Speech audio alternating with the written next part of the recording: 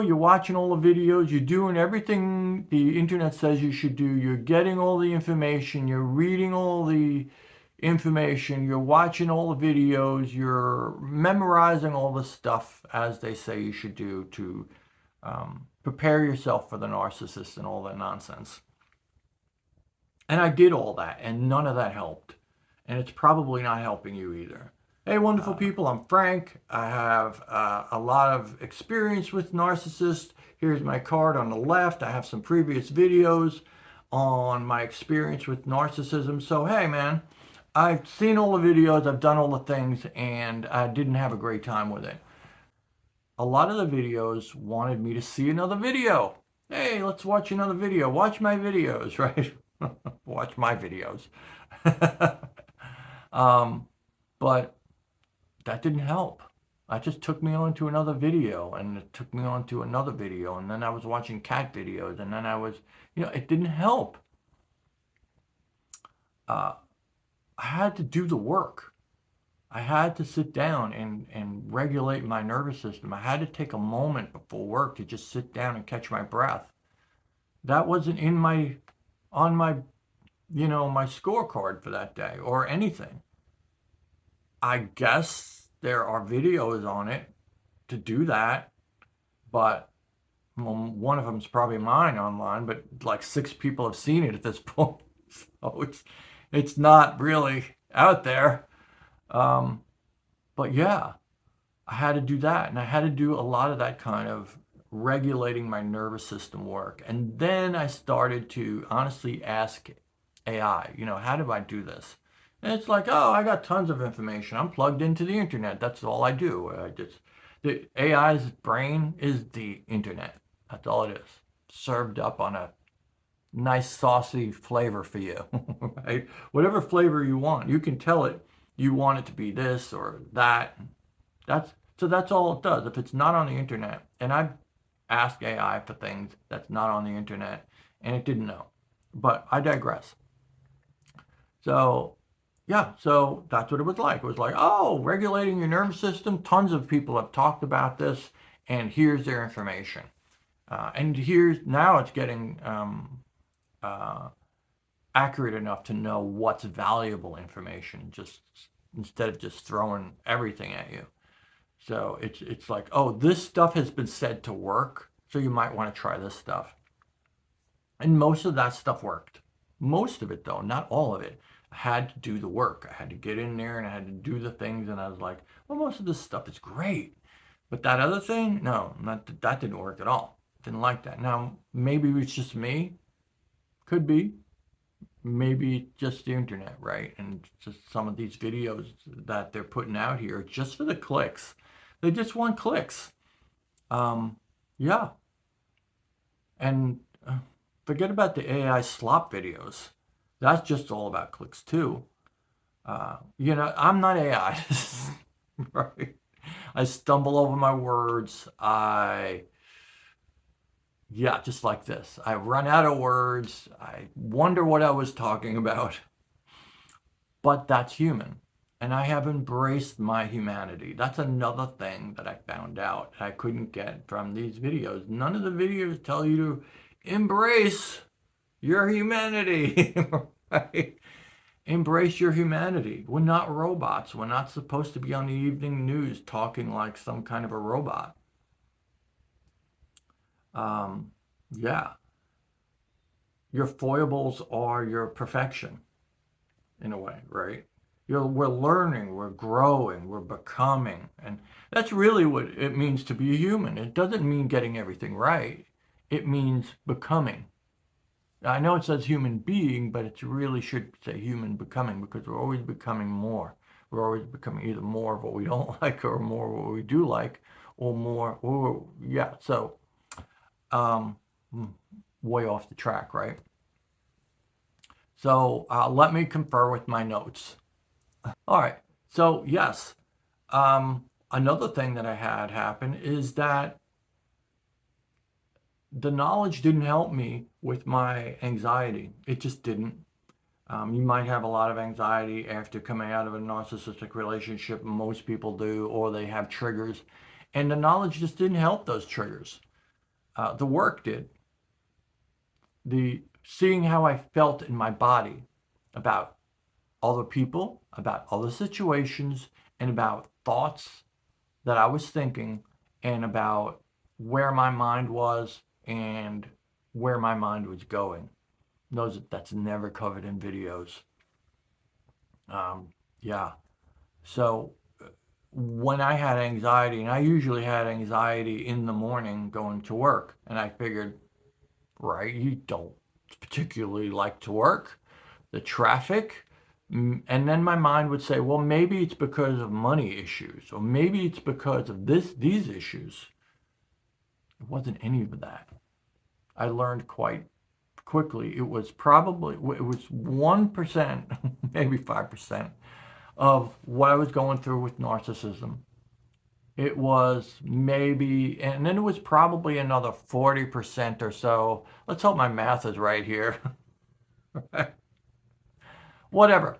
Another big chunk was that I was associating basically the adrenaline that kicks in with trauma, because I had trauma when my mom was dying, and the narcissism and the Parkinson's and the losing the house because it was under a reverse mortgage. I was living there, right? So I tried to keep it. Oh, it was a mess. It was a mess. Never get a reverse mortgage. Anyway, so where was I?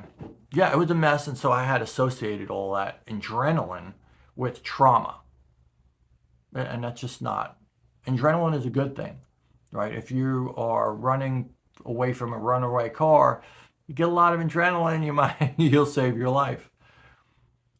And sometimes it's just a necessary thing to get you through the day when you drink coffee. But I also had coffee, right? I just mentioned it. Most of the anxiety was coming from the coffee.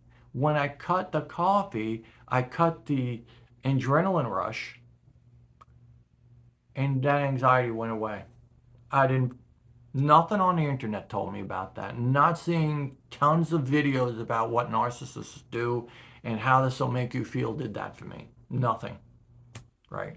Maybe I should have been more in the healing community or something like that. But I still don't see it. So I cut that out, and now when I do have coffee, oh, that's another thing too. I just remembered something else. I was having coffee because I was not sleeping well. That's another thing. That's another symptom of being in a narcissistic space. So I wasn't sleeping well because I was dysregulated. Basically, I wasn't in tune with my body and what it needed, and I was telling myself to sleep at these hours when my body really wanted to sleep a lot longer at these hours. And so that was messed up. So my coffee intake was messed up. So my morning was messed up. So my life was messed up, right? Yeah, and it really went like that. Didn't see anything on the internet about it, but I straightened it out. And I'm still working on it. It's such an ingrained habit to stay up too late and get up too late. So I have to work on that. And the more I work on that, the more I don't need the coffee and the whole thing. But if I do need coffee, I drink it later in the morning, like 2, 3, sometimes even 4 hours after I get up. If I don't need the coffee, if I don't feel like I need the extra edge on my intellect or to wake up, I try and do without it. And that way your body becomes less used to it. And then when you do have it, it hits. It does what it's supposed to. Yeah. So let me check my notes again. Okay. So yeah, at some point, you're just going to have to stop researching narcissism altogether. That's what I did. Right. And none of the advice, none of it on the internet is going to tell you to do that. I'm telling you to do that, and I'm in the field, right? Basically telling you, don't watch these videos. You can watch this video, my stuff, but not everybody else's. But you're going to have to stop doing that because you're dunking yourself back into the narcissistic world. And I remember saying it on my previous videos. You got to be out of the narcissistic universe physically, mentally, and emotionally. And by going back into those videos, I was going back into it mentally, and then you're getting it emotionally, and then your mind kind of like, are we still there? I don't know. It's not good. So just stop watching those narcissism videos altogether. That's what helped me. So there's a difference between safe spaces and regulated spaces. Safe spaces are like this. This is a safe space, okay? No narcissist here. There's nobody else here. The cat, sometimes the cat gets a little hungry, and then the cat gets obnoxious. That's about as dangerous as it gets here. That's a safe space, but it's not necessarily a regulated space, because if I'm not regulated, if I'm, and this is how I was in the beginning when I got here, off in the kitchen washing dishes, cursing and swearing at every possible opportunity, and then ruminating on all the things that had happened with the narcissist and all the, yeah, right. That's not a regulated space. It was a safe space, but it wasn't a regulated space. And then I had to learn that that's the thing. It's got to be a regulated space. I have to be a regulated person. You can kind of see it in me now. I'm a regulated person. I couldn't make a video like this 5 years ago. Couldn't. When you're with a narcissist or just newly broken away from a narcissist, I couldn't make that video. I would have been too angry. I would have been too on edge.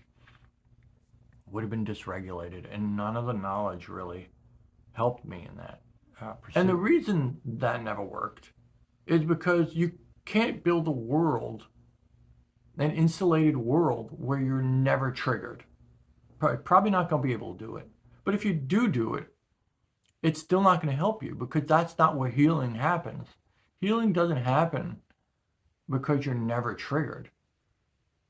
Healing happens when you're triggered and you're struggling, but you still get back on course, you still figure things out, and you grow from the experience. That's where healing happens.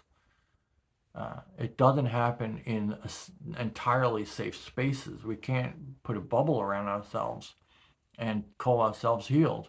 Healing is an action, a continuous action. It's not a place. It's the whole journey. Okay, let me check my notes. Oh, it's not about what? Oh, it's about increasing our tolerance. It's about increasing our ability to go through stuff and not fold and not have a trigger and not have massive amounts of anxiety. And I know in the last 3 weeks, I had a lot of ish go on, baby. A lot of triggering stuff, and I could have buried my head in the sand as I used to do. But I was able to tolerate it. I was able to go into it and do it. And was it stressful? It was incredibly stressful. I was practically breaking out into hives. And it affected me for days afterwards. And where I was, had anxiety and had mood swings and that whole thing. But it made me stronger. My window of tolerance was wider. I was able to do more. I was able to conquer more. I was able to be more, because that's where healing is. That's how we do best. Because it's not about shrinking your world. It's not about shrinking yourself. Right? In the beginning, you think, well, if I could just, all the problems are out here. If I could just be here, I could be safe. But that's not what humans are supposed to do. That's what the narcissist would love you to do, right? Because that's what the narcissist would do, right? Chase you into your room maybe and tell you to stay in there while the narcissist fumes outside and yells and screams and curses at you. That's what the narcissist wants, and that's kind of like that programming that you'll have. But that's not where it's at. That's not what we're supposed to do. We're supposed to expand our world, love our world, and grow into our world. This is our world. This, your life, your whole, everything you come into contact, that's your life. All these opportunities to do things and be things and see things and feel things and all the people, that's all yours for the taking. Honestly, it's supposed to be in one, measure or not. And you could deny some of it, right? Maybe you don't want that liverwurst sandwich. Or maybe you find them incredibly delicious and you can't live without them. But that's the world you're supposed to be in. You're supposed to not shrink your world, but make yourself stronger and more capable. And I found out it was because being a survivor is a great place to start. Great, I had a good time there. But you can't stay there forever. You have to move on from survivor. What do my notes say now? Yeah, oh, so I couldn't stay in the space where I was someone who was abused. I had to move on from the person who was abused to the person who's recovering to the person who is just a you know thriving person. Think of it as a physical injury, big physical injury or a disease. You go to the hospital, you're being brutalized by the medicine and whatever else, right? But they heal you enough, right? So now you're laying in the hospital bed, you're a victim of whatever happened. Fine. You got tubes in you. They're giving you all kinds of medicine. They're checking on you every 2 hours, although they tell you to go to sleep. Now, who can do that, right? You're still a victim of these circumstances. But now, when you get out, though, you're supposed to be recovering from that. You're supposed to, now it's not you under the circumstances, it's you overcoming the circumstances. That's where recovery is. That's where healing is. You can't stay as the victim forever. It's just not going to heal you. It's not going to let you grow, and you will forever feel like you are not where you're supposed to be. And that's a lot of what this channel is about. It's not me reporting on what works. It's about showing you what actually worked and that I'm actually thriving. I'm definitely thriving, and this is what it looks like. So I'm not the person in the hospital bed kind of thing. I'm the person out of the hospital, not going back for physical therapy or whatever. I'm the person that has to carry my own weight now with what I had been doing. And after you come out of it, I'm looking in the camera. Wouldn't that be good if that lapel was way out there? At some point, I had to realize it wasn't about me reliving my trauma and telling everybody how not to live in that space, but it was about me living my history, living my life. That's what this channel is about, so everybody else can do the same. So you have to let go of the victim, right? You have to let go of that victim self. And honestly, it's hard, especially when you built an identity around it. It's hard to let it go. And I found it hard to let it go too. And it was just not who I was. But man, I had been there for so long. It was hard to let it go because I kept sliding back into it. I kept being the victim again, and I would speak like a victim, and I would say things like a victim, and I would make choices like a victim. And it's like, dude, this is not going to help. I had to make a conscious effort to get rid of that victim self of me. Kind of kill the victim off and be the guy that's not a victim anymore. And like I said, for physical ailments as well, you have to step up. And if you go for physical therapy, they will tell you the same thing. You have to, at some point, you have to step up, even though it's painful. and it's painful emotionally or physically and or physically, there comes a time when you have to put all that away and say, I'm not the victim anymore. I'm not playing the victim anymore. Maybe I am a victim, but I'm not playing it anymore. I'm not doing it anymore. I'm taking control of things. There's a new sheriff in town, and I'm taking control of things. And maybe I'm not actually in control of anything yet, but I'm going to try, and I'm going to do my best to make that happen. That's the change I had to make, and that changed everything.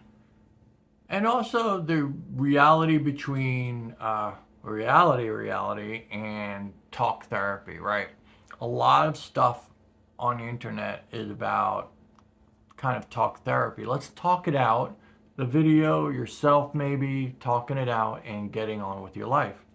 But not everything works like that.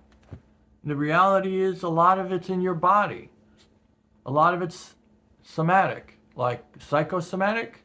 Yeah, it's in your body. You have that stress. You have cortisol spikes in your body just because of the stuff you went through with the narcissist. You can't talk that out. It's not going to go away like that. Um, and I didn't know that. I knew cortisol was a thing, but I didn't know how ubiquitous it is in life. And I was kicking my ass on a daily basis. It was. I'll let you know a fact that might change your life. I know it changed mine. That cortisol, and I learned this from AI. I was just tripping over it. I was just going down the rabbit hole on cortisol. Cortisol, it's the feel like crap chemical in your body. It's the one that makes you feel crummy first thing in the morning.